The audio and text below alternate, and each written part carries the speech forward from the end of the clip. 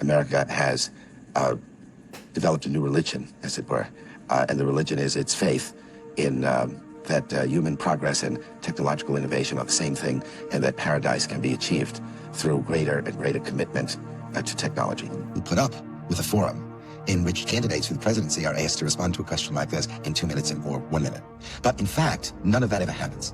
Reagan does answer, and Mondale does give his rebuttal, and everyone goes on with this charade that television is informing the public. In fact, television, I could argue, is not. It's amusing the public, and that this is not a legitimate form of political discourse, but is taken right from the values of show business. People say with some considerable enthusiasm that in the future, putting television, computers, and the telephone together, people will be able to shop at home, vote at home, express political preferences in many ways at home, so that they never have to go out in the street at all and never have to meet their fellow citizens in any context, because we have this ensemble of technologies that keep us private, away from citizens. In fact, I think Ross Perot's idea of a town meeting is a new kind of definition of town meeting, because it doesn't imply co-presence of people. He wants to do it via electronic media, so that television, as well as other technologies, redefine all sorts of things. I mean, television has redefined, as I think we talked about last time, what we mean by a public debate. What's the effect of this, Mr. Wright?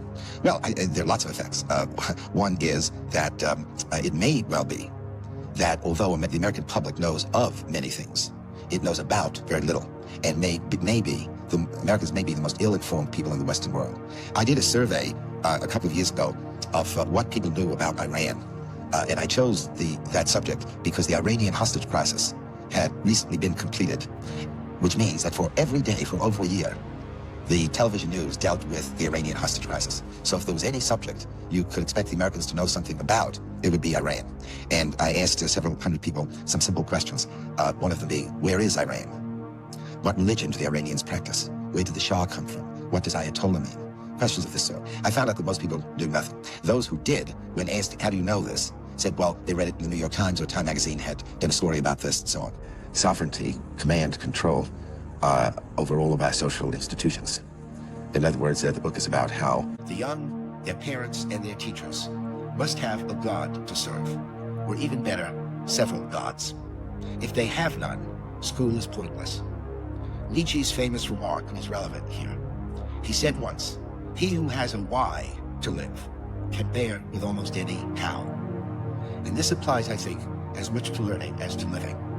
To put it, as I said it before, there is no surer way to bring an end to schooling than for it to have no end. What is technology?